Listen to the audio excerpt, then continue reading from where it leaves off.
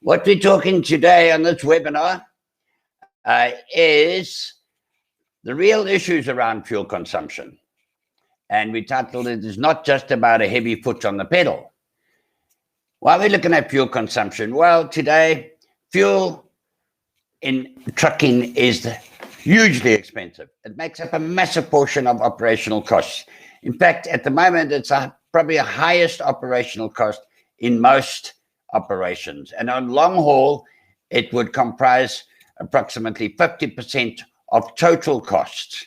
Now, as you know, the margins in transport today are very low. You know, I've been talking to an operator the other day, said 3% is a good margin. So wherever you can save, that is important to your margins, it's important to your sustainability. But most people look at fuel consumption when in the past we've spoken about economical driving. There's so much more to it than the driving. It's so much more to it than just not having a heavy foot on the pedal. Let's see, fuel consumption. What other factors affect it? There's so many factors that affect fuel consumption, and factors that you can implement to reduce your fuel consumption, improve your bottom line. Tire pressures, lack of maintenance, very big. We see that a lot. Fuel contamination in your bowsers, aerodynamics, sorry, that was a big word, aerodynamics. All these impacts, which we will go through, I'm not going to go through them all now. All these can impact on fuel consumption. And so today we combined Dave Scott, who's technical editor of FleetWatch and man with over 60 years experience in the industry. And of course, our partner for today, for which we thank you coming on board, is UD Trucks Southern Africa. And we're going to have Jeff Kruger talking to us just now. So what I'm going to do is, there's quite a lot to go through here and a lot of information to give to all of you. And please note that take it down, but we will also be sending you the presentations afterwards and the whole webinar. But hang in there with us. And if anyone wants to ask questions, you'll see there on the right, there is a question box. If we don't get around to answering all the questions, we will answer them by email afterwards. So to kick off here, I'd like to introduce you to my dear friend and a highly experienced man in the industry, technical correspondent of FleetWatch, and who runs also Dave Scott and Associates, does a lot of training to manufacturers, salespeople. And today we bring you Dave Scott, who is going to talk Fuel Consumption 101, to think differently. Dave, over to you.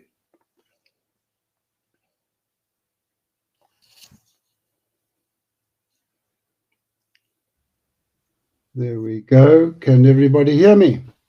Patrick? Yeah. Good day, everyone.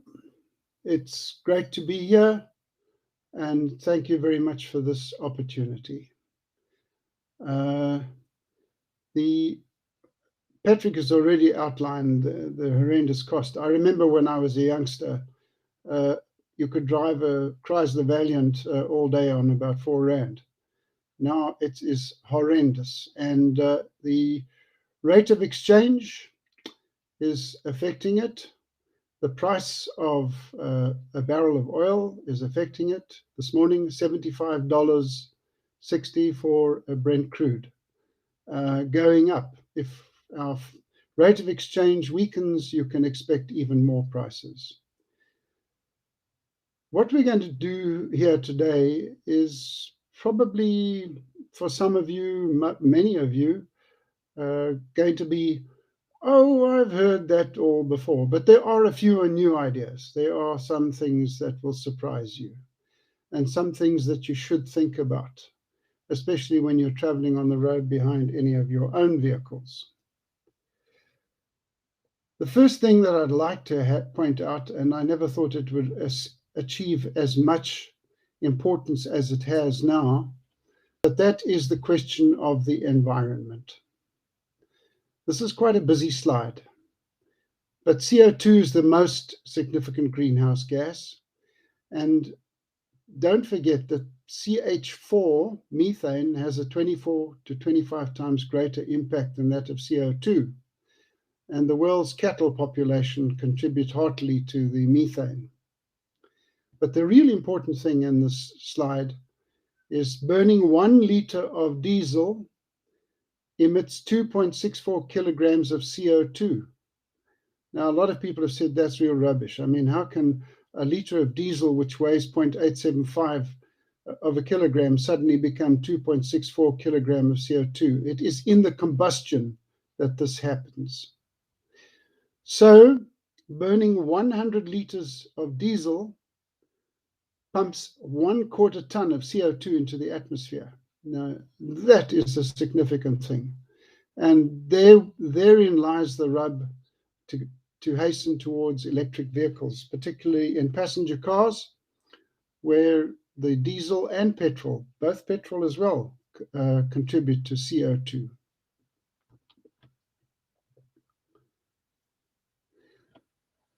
Climate change, well, you never thought it would reach this, but look at this. We've had wildfires burned down in the USA, Europe, and Australia. Horrendous. And this year, massive flooding devastated Germany. The Germans build beautiful homes next to rivers, and this is what it looks like after the massive flooding that took place.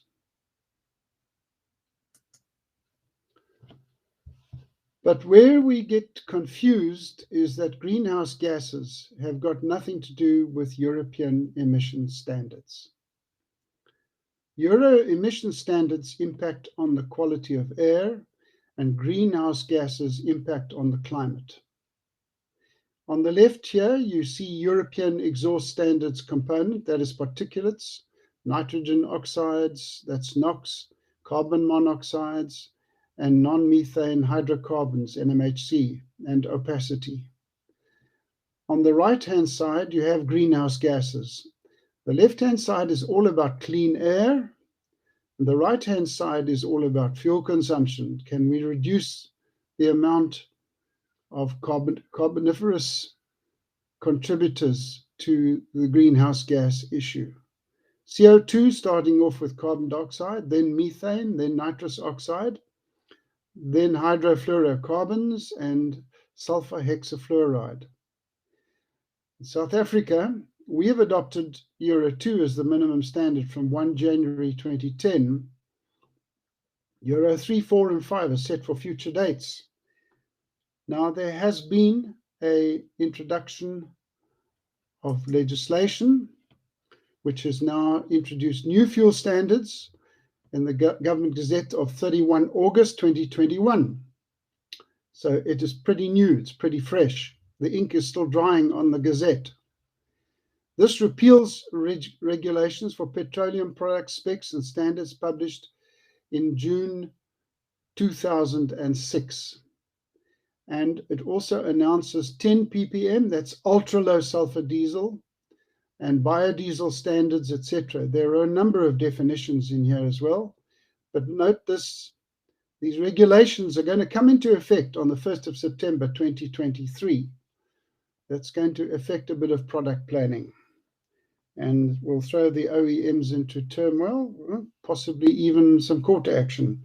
Who wins? The lawyers, as usual. Emission standards, though, are driving diesel technology. Up on your right, we start with Euro 1 turbochargers, then Euro 2 fuel changes, then Euro 3 piston design, then exhaust gas recirculation, EGR, and then we get down to Euro 5 to after treatment. Thanks to my friend John Fitton, who gave me that slide. But what is interesting here is that en route, fuel consumption does not improve.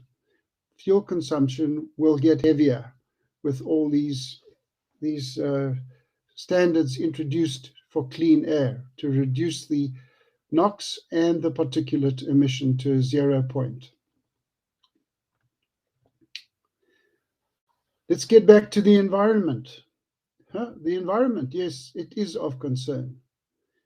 And in order to be specific about it, we should try and track the fuel reduction per cargo unit delivered. In other words, fuel consumption liters per ton kilometer. Also, set route standards that match GVM, GCM trip times. And then audit fuel caps, used oil disposal, bulk storage, fuel spillage, leaks. One fleet I looked at not so recently, there wasn't a single fuel cap on the whole fleet that sealed. They were all loose. Fuel saving incentives. Can we get participation of all staff, not just drivers? And also celebrate driver achievements, the drivers that drive well, recognize them for driving so well. So how much can you afford to waste at 16 Rand a litre for diesel? And probably going to go up. Is 20 Rand a litre in sight? That's really a disturbing thought.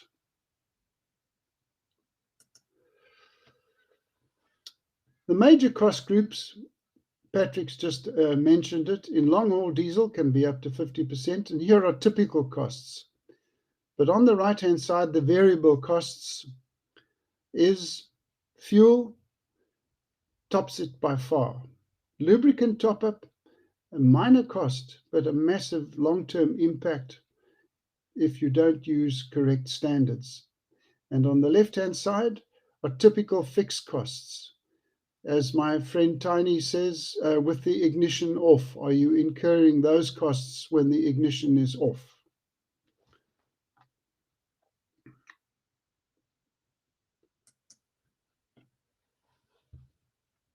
Meaningless in isolation, that's fuel consumption. I hear salespeople talking about 2 liters, 2 kilometers per liter and 2.5 kilometers per liter, but in isolation, it means absolutely nothing because it does not show the energy extracted in a work value. The best measurement is liters per ton kilometer. Liters per ton times kilometers is the work value, and how many liters do you have to get the tonnage moving. For example, here, I've got here 85 liters per 100. That sounds horrendous, or 1.18 kilometers per liter, but it does not show the work done. Fuel efficiency also includes trip times, the amount of work done in time frames. That's where greater productivity, profit comes from a loaded return trip, a higher ton kilometer. The truck science formula for payload productivity is payload times average speed for the trip divided by average fuel consumption. It's a recognized good way to compare vehicles in terms of productivity, not just fuel consumption on its own. Here's a nice little example for you. Work value, that's the first basic trucking efficiency comparison, and it requires if you want a transport efficiency factor, we start with ton kilometers, T.km. This is simply a combination of payload multiplied by distance. A 10-ton payload transported 100 kilometers is thus 1,000 ton kilometers. Here's a comparison. Freight carrier A, it's got a distance covered of 100 kilometers, freight carrier B, 100 kilometers. The one carries 8 tons, the other one carries 14 tons. The work value in freight carrier A is 800 ton kilometers, and the work value in carrier B is 1,400 ton kilometers. Now let's look at the thing including fuel consumption. So if we take fuel consumption into the equation, we've got the load, we've got the distance, we've got the fuel consumed. So transport efficiency is total fuel consumed for the trip divided by the total work value. That is liters per ton kilometer. Here's an example between 2 trucks at 8 and 14 ton over 100 kilometers. Notice that the one on item 4, fuel consumed, is 25 liters, and the other one 33 liters for the 100 kilometers. So you'd say, well, freight carrier A is the better one to take. Not at all. If we now divide the fuel consumed, the 25 litres, by the work value, we get 0.031 litres per ton kilometre in the one case, and in the other one, the 33 litres divided by a work value of 1,400 ton kilometres gives you 24.024 litres per ton kilometre. In other words, freight carrier B is 22.5% more efficient over the same distance in fuel used for tons carried. Different thought, as opposed to just looking at the fuel consumption in isolation. This picture will tell it all. If I just looked at the litres per 100 kilometre that this truck does, you'll say, well, you're sweating blood and you're losing. But if you look at the work that this truck does, litres per ton kilometre, then it's phenomenally efficient. So the picture tells it all. Just think differently about fuel. There are many issues around fuel, and I can just tell you this, just driving down the road and watching a flapping tarpaulin, tarpaulin flapping is lost energy. That's all it is. It's just more litres being used to flap the tarpaulin. But if you go in a anti-clockwise direction, there's engine technology, there's operating conditions, there's tyres, there's driver training.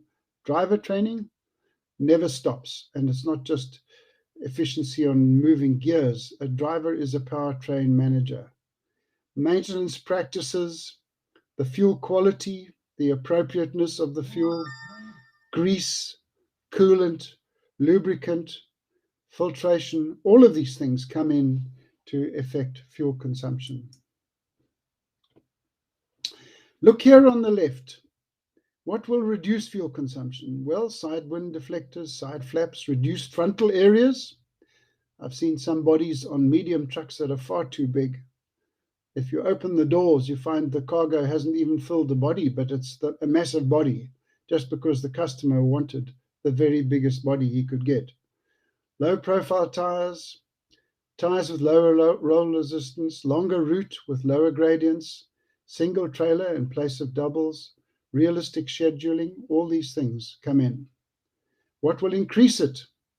Flapping tarpaulins, too big a gap between the cab and the body, unnecessary wind deflectors, tire pressures, recap tires, dual tires on trailers, poor road surfaces, shorter routes with severe gradients, poor retarder management. There's a thing there. When the retarder operates, no fuel is used. And I'm talking about an engine retarder, not a hydraulic retarder. Wrong rear axle ratios. I've seen tipper trucks used as truck tractors, tipper truck chassis used as truck tractors.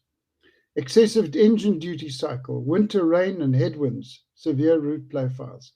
There are many factors. It can't all be done in one demo. Look at the factors of air resistance, the kilowatts needed to overcome frontal area at speed. At 90 kilometers an hour, in yellow there, with an 8 meter squared frontal area, you're consuming 75 kilowatts of energy just to move the air out of the way, and that's without a headwind. So if you can reduce frontal area and reduce speed, you will definitely save fuel.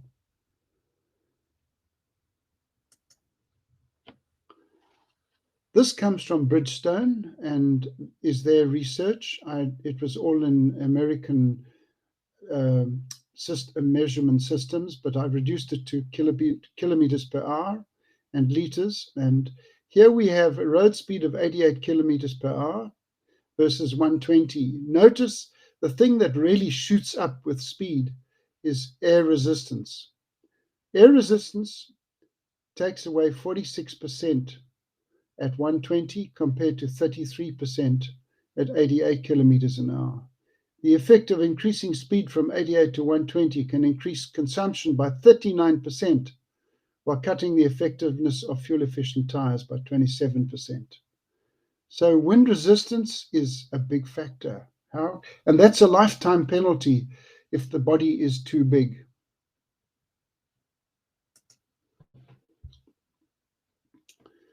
Patrick will appreciate this ad. He actually took the ad at the time.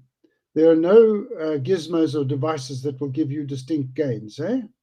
This guy put this ad in the newspaper. Dave Scott, there is one fuel-saving device that really works. Well, it never worked, and he went out of business. He has passed on. I win. FleetWatch advertisement. A full-page ad in FleetWatch. There are no gizmos. And then lots of snake oil in the market. Beware of the snake oil. People throwing stuff into the fuel tank that will change the fuel consumption. It's not there, guys. The Jake Fenter article in the Car magazine is one of the best I've ever read. Car, November 2006. It's still valid today. Impotent potions. There are no additives or muties that will give distinct gains. Just stick to the specs with strict small disciplines. And watch out for friction modifiers. Then we get the word Alej. How many of you have heard the word Alej? Well, it's an ugly word because it represents fuel expansion into a volume and 0.063% temperature change. The volume changes for each degree centigrade. So a change of only 10 degrees centigrade in temperature from an underground storage tank produces an effect of 0.63%. The knock-on effect is 1.26 litres Alej inside a 200-litre tank. This picture here is of a fleet where they fill up the tanks on Friday, park them in the sun in the yard, and on Monday they're ready to roll, except that a lot of the fuel is already blown out past the leaking fuel cap and the fuel tank breather.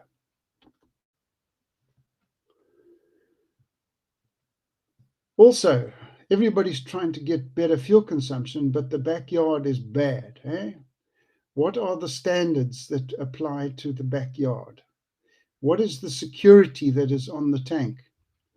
I've come across one operator who discovered that the reading on the tank was the same on Monday as on Friday, except that they had been replacing the diesel that was stolen with water. So what are the environmental spills? What does the yard look like? Are there policies and procedures? There must be a written fuel policy. You can't just use fuel. You should have a policy around fuel. And cleaning up the backyard, well, working standards and KPIs. Do you know the load factors on your engine? What other meaningful ratios would you imply in the business? What are the route standards? And I know of one operator who weighs the vehicle, doesn't accept it only on literage, the fuel delivery. He weighs the vehicle and then he uses a specific gravity factor to determine whether that fuel matches the liters delivered. And then daily maintenance. There's a number of things. If you lose engine compression, it's going to cost you in fuel. What about filtration? Filtering the fuel, and not only filtering the fuel, but the impact on air filters on the truck. And then another important test is water in diesel. That causes damage. Just looking at the floods in the USA, wow. They're going to have a time cleaning up some of the bowsers and suppliers of fuel. The dispensing systems are going to be flooded with water. Sulfur in diesel is eventually become a minor discussion. Generally speaking, there's 50 ppm diesel available now. The ideal way to service is according to fuel consumption and not distance. And it's best to use lubes with a high total base number. Total base number is the ability of the fuel to supply alkaline into the diesel, into the combustion, so that it does not become acidic. Water pollution. If we add water to sulfur dioxide, you just get sulfuric acid. It isn't good for an engine. It's better to treat all fuel as high sulfur, but as I said, 50%, 50 ppm, not 50%, 50 ppm diesel is now generally available. Now we've got biodiesel. Everybody is trying to add a little extra to extend the diesel.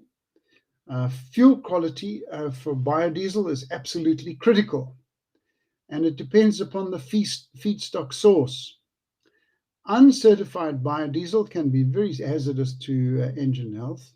Will you accept any standard for biodiesel? And you've got to watch out for spiking.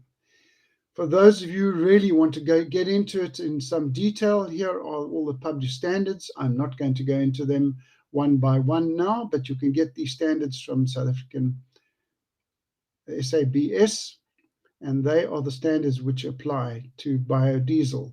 Biodiesel is also mentioned in this latest government gazette, which I showed you just a little ahead. There's also, you can get a complete article on the subject of biodiesel from this website, WhereCheck.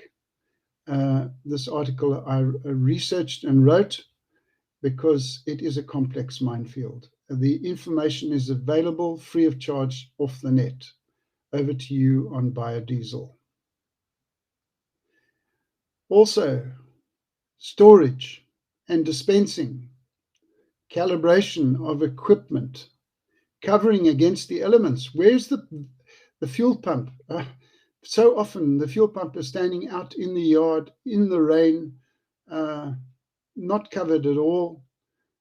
Even when they fill it up, they don't give the guy who's doing the dispensing of fuel an umbrella to fill up. And what is the testing for contamination? What do the breathers look like? Just look at this little picture of the fuel tank at the side. It's a real problem. Here is a picture of a fleet owner's yard. It was actually on a farm. When heavy thunderstorms come down, the area around the fuel fill-up neck is subject to flooding. The breather pipe is unfiltered, so the thunderstorm feeds a little bit more moisture into the fuel through the open breather pipe. And when we put a dipstick, a water-finding paste on the dipstick into the tank, it turns pink in the presence of water in the bulk fuel storage. So contamination, you will not get good results from fuel that is contaminated. Here is a bulk storage, external tanks with very big breathers, filtered breathers, to ensure that other contaminants don't get into the tank. So taking charge of external factors, the security, access, locks, keys, and controls. Do you have any tampering or sabotage also? And seamless systems. Seamless systems measure the amount of fuel and the fuel consumption on the spot. And on the road security, what security is there for the tanker? Do they follow specific routes or can they deviate? If they're deviating from routes, why are they deviating? Here's an example of an Antisiphon device. They'll do anything to get in. Just remember, a diesel fuel tank at 1,000 litres is like a traveling ATM. Everybody wants to get into it to get at the diesel. Wait and see when it gets to 20 Rand a litre. But make it a difficult task. Don't make it easy for casual siphoning. Routing and scheduling. Yes, when do the trucks get on the road? Into the thick of the traffic or before traffic? I've seen trucks idling at sugar mills for hours. The one operator, what he did was he made sure that his trucks went to go and offload at 4 o'clock in the morning, and then he let his drivers off earlier, but the trucks didn't stand there with engines idling for hours. So establish the viability of routes. Sounds like a task for truck science. Can you afford to serve all customers at all costs? There are some bulk storage tanks which are very difficult to get at and are clutch destroyers. So avoid peaks, monitor route changes, and correct vehicles for route conditions. Have you got the right truck, the right rear axle ratio for a specific route? Fuel and time. Now, leaking brake systems. Getting to a fleet audit early in the morning, all the trucks are idling. Why? Oh no, the trailer brakes are leaking. Well, why not fix the trailer brakes? But idling is very bad for an engine and also wasting fuel. Outdated and badly designed receiving bays. Complicated reversing. That also is a fuel consumer and a clutch consumer. The wrong concept, a diesel engine should never get cold. More idling. Driver comfort, do the drivers idle the engine for aircon or heater? There goes the fuel. Here is the formula. Please take note of this formula. An idling diesel engine consumes fuel at the rate of 10% of its displacement per hour at 650 RPM. So a 100-strong fleet at the bottom there, 1 year will use 42,000 litres at 16 Rand, 672,000 Rand lost to the bottom line, and that is just idling 1.4 litres per day per truck. And that's a 14-litre diesel engine. That's a big diesel. But that's at 650 RPM. Now, go for a tipper with a hydraulic hoist that needs to be lifted quickly, power up and power down. And the RPM will now speed up to 850 RPM and even more in order to discharge the load quickly. And adding PTO fuel consumption into on-road fuel usage gives the wrong picture. It's a wrong picture of driver ability and engine efficiency. You've got to strip out the PTO fuel consumption from this operation. Also, bringing drivers into the fold to understand engine torque management. This is a typical example of a big American diesel engine. Full torque at low RPM, declining. Especially the kilowatt rises dramatically with engine RPM and starts to decline. The whole purpose of understanding torque is the sweet spot of fuel consumption is at the bottom, not at the top, which also stops some drivers from using retardation because they're not allowed to go beyond a certain RPM. At the top end is the retardation zone. In some cases, you'll find a blue marking on a rev counter, which is retardation, and a green zone, which is the low RPM sweet spot for fuel consumption. And here we come to the engine brake and exhaust brake. They work off the principle of shutting off fuel during operation, as a combustion stroke is not required. Not even fuel needed for idle, which means on a long downhill run using engine or exhaust brake uses zero fuel. It's part of fuel economy. But here we go, leaving the exhaust brake permanently engaged, as on some of the medium trucks, they have an electronically operated exhaust brake. Leaving it permanently engaged increases fuel consumption, because over-retarding requires acceleration to maintain momentum and uses fuel. So overusing the exhaust brake, not using the exhaust brake skillfully, will increase fuel consumption. The driver, of course, is most important, and it's very much a question of attitude. Can he drive with an economical and foresighted style of driving? Understanding drivetrain management and the vehicle application. Is he a powertrain manager Does he understand the ambient influences, other road users, weather conditions, visibility? And is he really into an economical style of driving with power where necessary and fuel economy in mind? All of these things are part of excellent driving.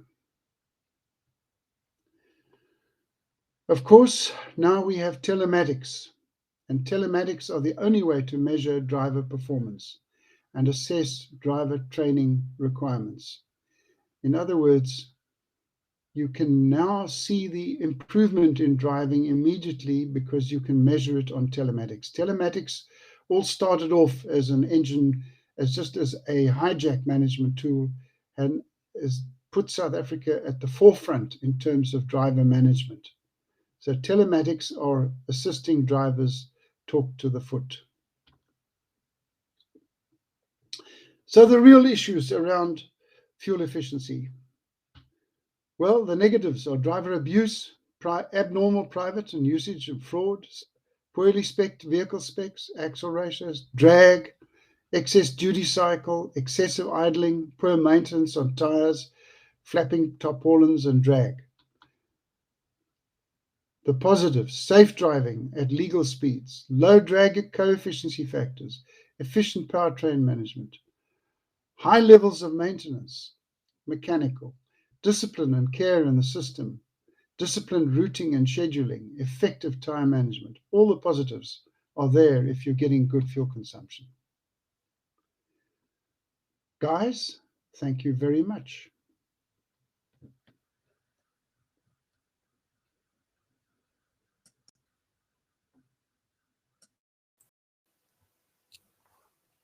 Wow.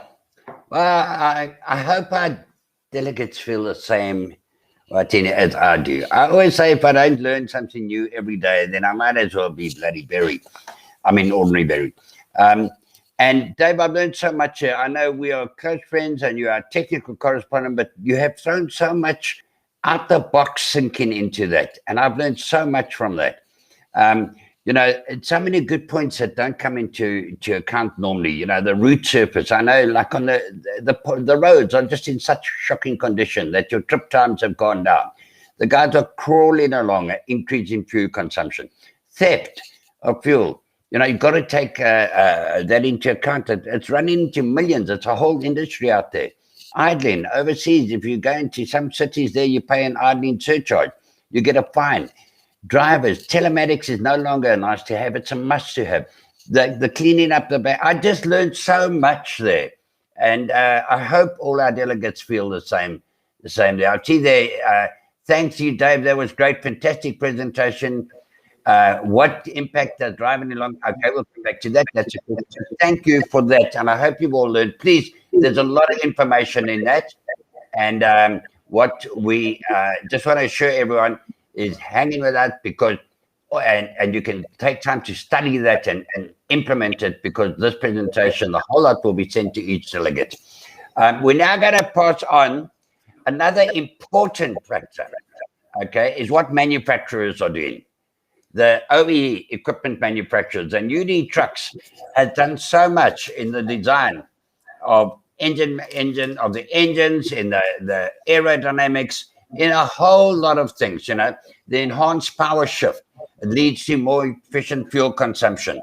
It's all about environmental issues and improving fuel efficiency to get bottom line and stop global warming. That is it. UD Trucks are talking about a new beginning for the world, and they really are focusing on this. And so we have here with us today Jeff Kruger, who's product manager of UD Trucks Southern Africa. And he's going to look at fuel consumption. What are the OEMs doing and how are they helping the industry to lower fuel consumption with all the resultant benefits to the operators, the drivers, and of course to our planet. So Jeff, welcome, over to you. Good day, Patrick. Thank you very much for the opportunity and as well to Dave for setting the tone where we will share today some detail of how we react to today's topic of choice, being fuel consumption. So with that being said, in the interest of time, not to bore you guys to death, I know we all have busy schedules, I will be frugal with my presentation time. Yes, pun intended. So with this, let me share some, let's call it inside information to a certain extent of, like I said, how we react to the current issues around fuel consumption. So overall, what is our strategy, UD Truck strategy? As we stand today, we're still very much focused on becoming the sustainability leader among the Japanese OEMs by 2025, which is around the corner, may I add. And also to remain a challenger in the ACE environment. You might ask again what ACE stands for. It's the automation, connectivity, and electromobility arena of our industry. So like Dave and Patrick alluded to, the world is definitely full of challenges, as well as the logistics sector, obviously. We all realize the logistics is actually the lifeblood of our society.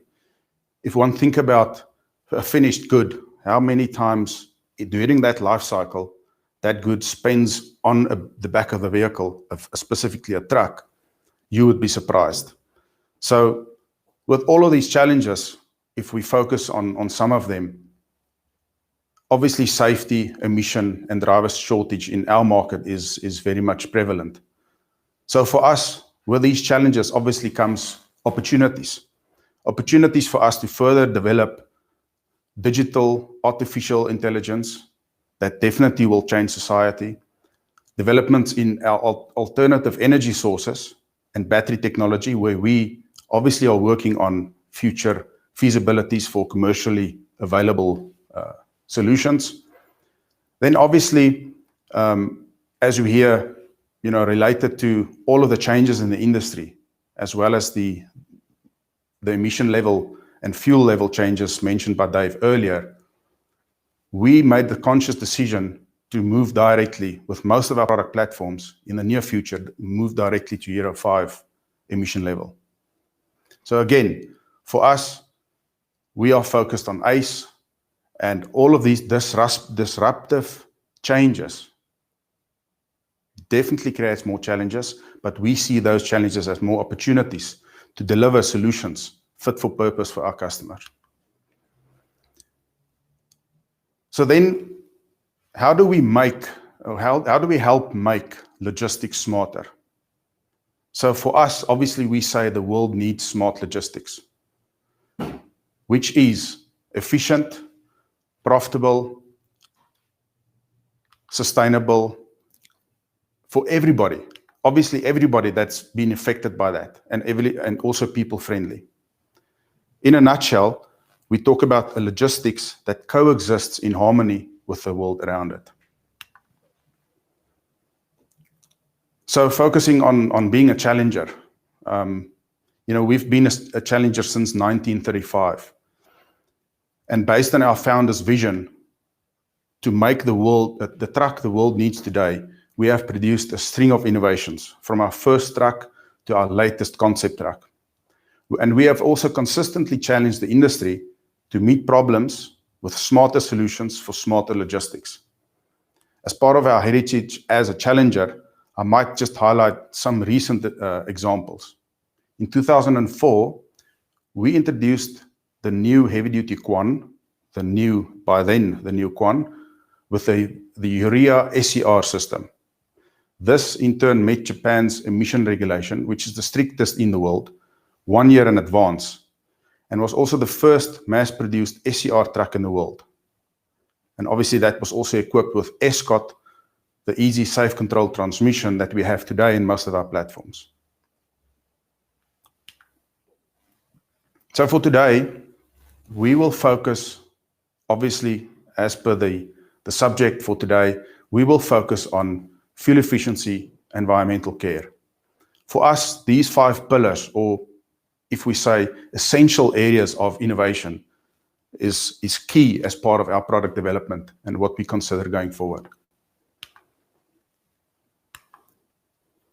Like I mentioned, today we will focus on the smart fuel efficiency pillar, considering our complete product range, where I will share some insights in terms of how we definitely react in future developments and how we offer customers today the trucks that they need today.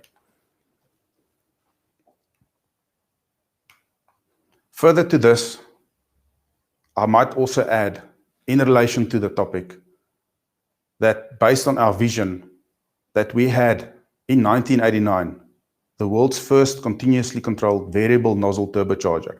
So yes, one might argue turbocharging in effect helps fuel consumption. We also had, like I mentioned, the ESCO transmission, the easy, safe, controlled automatic, AMT, automated manual transmission, and that also assists the driver to obtain better fuel consumption. In 1996, we also had the first, Japan's first medium-duty CNG truck, which is a big milestone. And in 1998, with a GE13 engine, Japan's first engine with electronically controlled unit injectors. So that's also technology that we've developed at an early stage already, helping fuel consumption.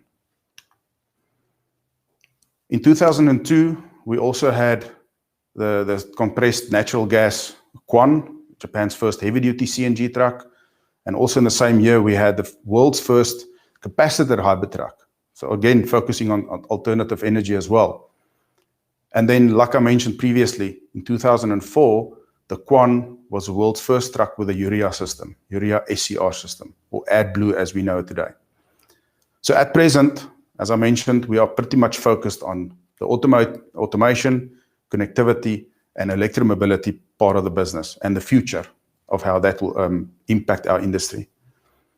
Up until recently, we have been pretty much, as we say, evolutionary in our product development and the landscape we work in. But recently, very recently and going into the future, we changed strategy to become very revolutionary. So again, that ties up with our heritage and our founder being a challenger and really fight and work for what the world needs today in terms of trucking solutions. So again, we say the ACE technologies will forever change our truck industry and our landscape that we operate in. So that's a very, very exciting future that we look at. If we look at some of our product details, as I mentioned, we'll go into some detail to a certain extent. As we stand today, I'm proud to mention that we have our best range ever. If we look at the Quan, we have 8 variants divided between truck tractor and 6x4 rigids. Quester, we have 18 variants. Again, truck tractors and rigids and 4x2 tractor as well, with a high focus on waste and construction on the Quester side.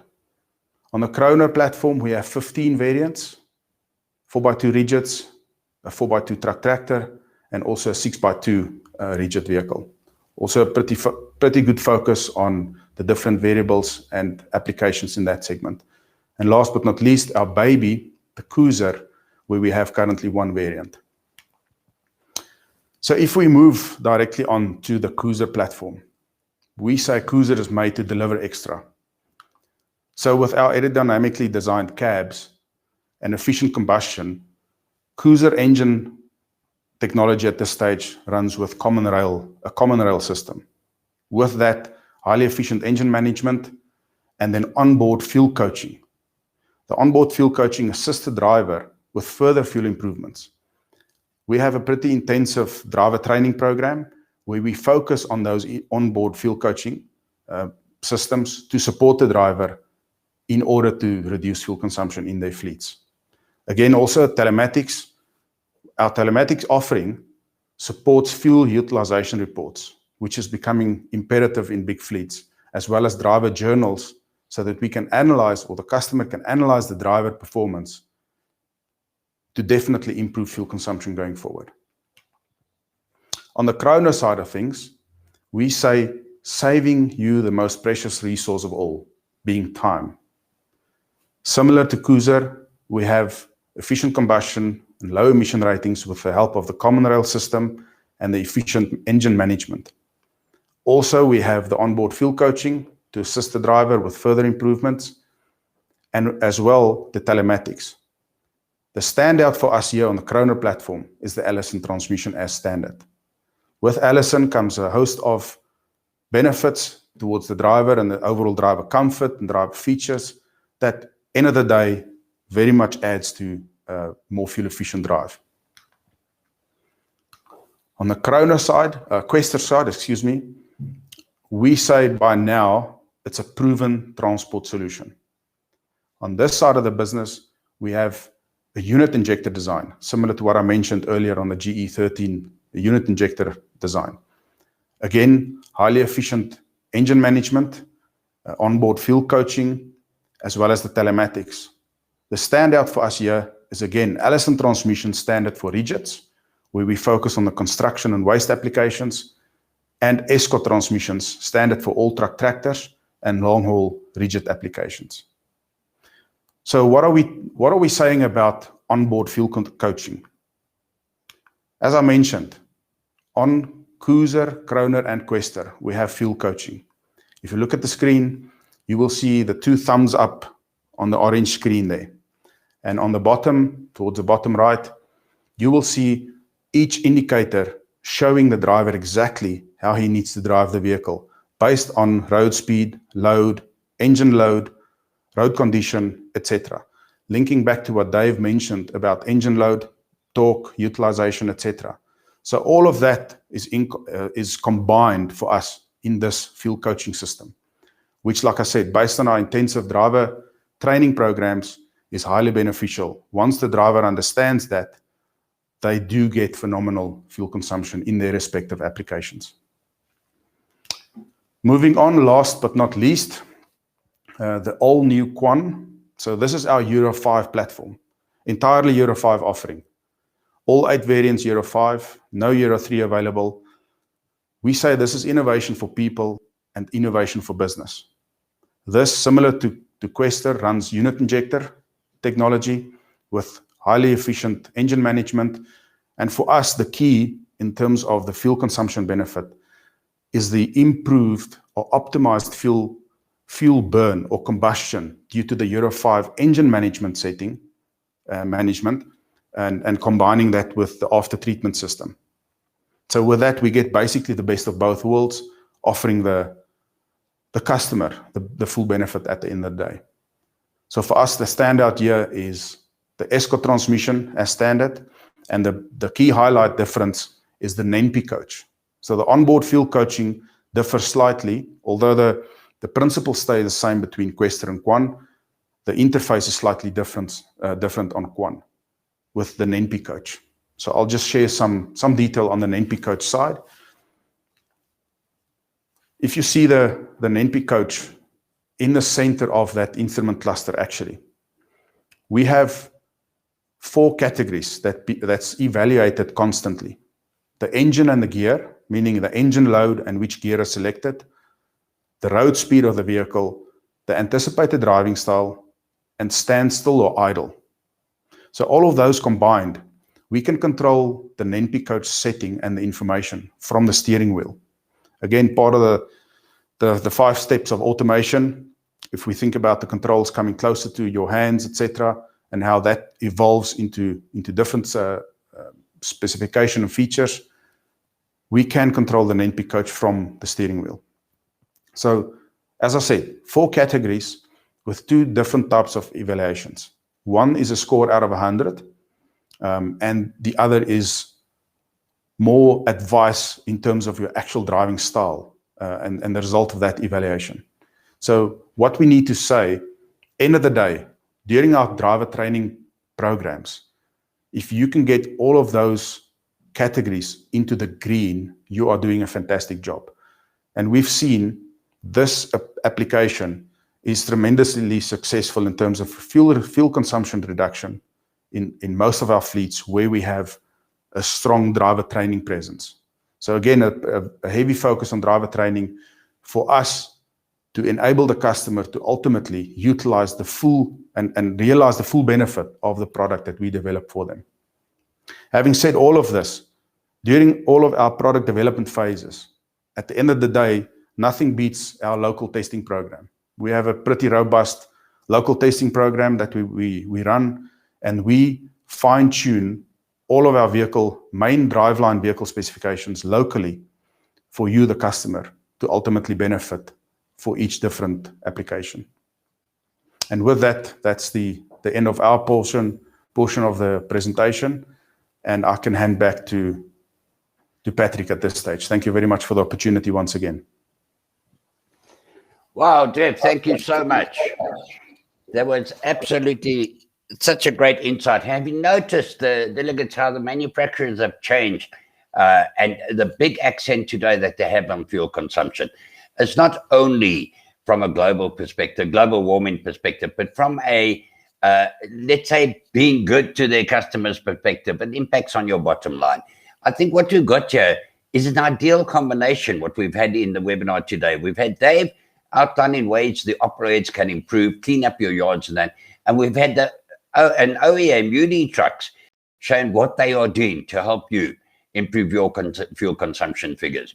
What I found interesting was a comment from Naveen up in Dubai, where it said that the operators up there, because it's so hot, they keep their trucks running all day. Some of them run for a week at a time.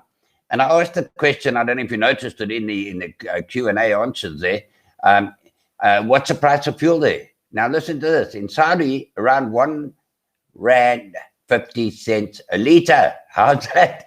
And UAE, Oman, around 9 Rand a litre. And he says, so that's why in most Middle East markets, owners don't really care about fuel consumption, excepting for some fleets with newer management. Well, you compare that to what, as Dave said earlier, 16 Rand a litre.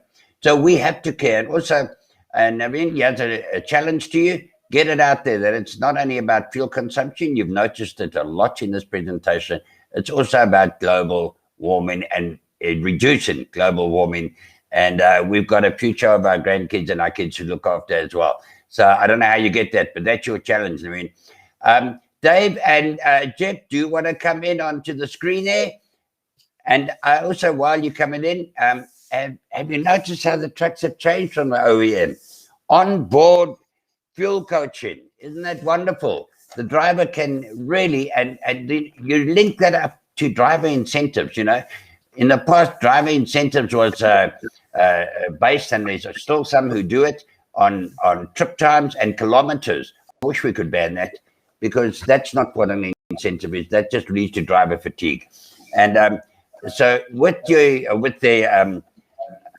onboard driver coach, you can incentivize, you can put pride in the drivers, have competitions in your companies, and it improves the driver morale and also improves your bottom line.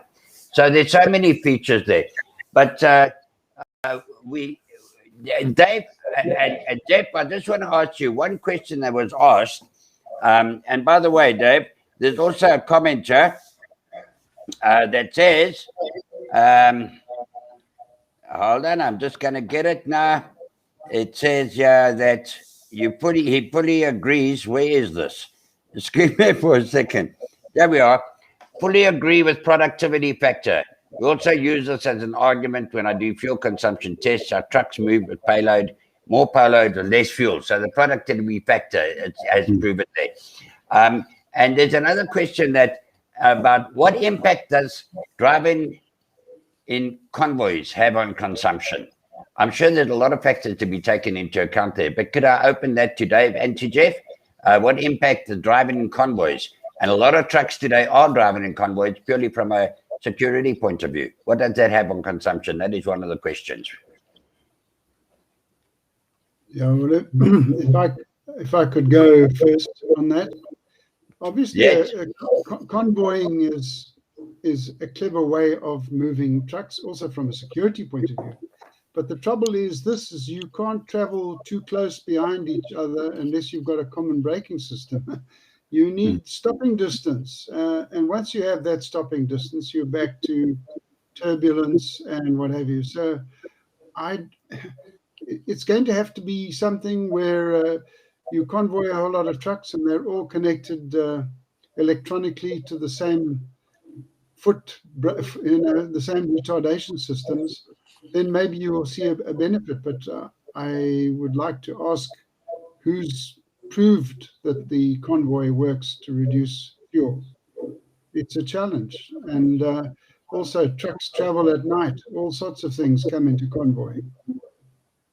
Jeff, thank you, Dave. Jeff, a big development overseas is the platooning, where you got the lead truck going and everyone else. How do UD Trucks doing on that? Are you looking at that? That allows trucks to travel in convoy. Yeah, definitely making good progress on that, Patrick. But if I just maybe take a step back, if we consider the specification and features of our new Quan currently, the Euro 5 spec, there we have adaptive cruise control already. We have advanced emergency braking system. So in effect, some of our fleets are already operating in a certain platooning way of operating their fleet. Meaning with adaptive cruise control, the vehicle keeps that safe distance based on deceleration and acceleration in traffic. And then the advanced emergency braking system, on the other hand, believe me, I've experienced this many times before. It's a huge comfort factor in terms of the safety, that the vehicle reacts and then slows down by itself when following distance reduces dramatically. Yeah, it's incredible. I've been in a demo of that as well. And those type of developments are incredible. Also, you know, going back, you mentioned common rail. I remember that was when first introduced to improve combustion. And so much developments have happened over the side. And we really compliment, I feel very privileged to be part of the trucking industry, because it really is such an advanced industry. And the great thing is the developments overseas are being brought into South Africa by companies like UD Trucks. So we are developing, we are benefiting from all that. One other question. Does size of engine have a huge effect on fuel consumption? Is 1.3 litre better than 1.5 litre, for example? Dave and Jeff. Dave, you go first. Yes. Yeah, engine size obviously has an effect on fuel consumption, but they produce massive power out of small CCs nowadays. I remember engines where you had 10.5 litres producing 180 horsepower. Now a 10 litre motor produces 500 horsepower. So yeah, the change in technology is there. Turbo compounding, using 2 turbochargers, not a single turbocharger, trying to squeeze the last bit of energy out of it. Lots of things. I grew up where a big V8 was far more preferable to a small 6. That's all gone now. Now you watch the passenger car industry alone. They're 1 litre engines with 3 cylinders producing huge power. So I think times have changed, yeah. And the whole design of the motor, its technology, the metals they use. Again, it is going to depend upon lack of contamination of fuel, lack of contamination of air cleaning. The more you stress things, the easier it is to contaminate something. So it's got its challenges. Right, Jeff, would you like, thank you for that, Dave. Jeff, would you like to add anything to that on engine side? You put the engines in. Definitely, please. I think, like Dave mentioned, long gone are the days where we said capacity equals power. Now we're more focused on fuel burn is power. You know, the more power, the more fuel. But I think we have to look at that into context, actually, for our industry. So we obviously consider engine load factor, engine durability, engine life. With the increased power production out of a smaller capacity, obviously we have cooling issues that we need to look at, cooling developments. But with that, we can also adopt different transmission styles, meaning less or more ratios, different final drive ratios, etc. So I think it's important to think about that in context and in terms of the actual application of the customer and the country where it operates, the road conditions. So, yep. See, a lot to it. So much to it. Wow. Exactly. Okay. We ran out of time here. It's such a lovely conversation, this. And so we hope that we've given you information that you can take back to your operations and implement. And what I urge everyone to do is talk to your OEM. Talk to your suppliers. Don't try to do it on your own. I've often seen on Facebook, you know, that great medium where you have so many couch potato experts saying that, you know, what truck should I buy? A UD, a Volvo, a Scania, a Tata. It has nothing to do with the name, and it's everything to do with what's in that truck, what it can offer, total life cycle cost, fuel consumption, features, etc., etc. So, yeah, talk to the suppliers. You don't just buy a truck. And this presentation, both presentations will be sent, as I say, and I repeat that, because take them and study. Take it and implement, because there's no use just listening. And that's what we try and make these webinars different. We want to give you things that you can implement. And any questions, please pass them on to us. If you have any while you're going through, fleetwatch@pixie.co.za. We will pass them on to Jeff and on to Dave, and we'll get back with the answers. And I just want to thank our presenters today. I think it has been so professional and so much value added. And I also want to thank all our delegates, and I want to thank Kylie and the backroom team for making this happen. God bless you all, and we are going to end now. Go out there and reduce that fuel consumption.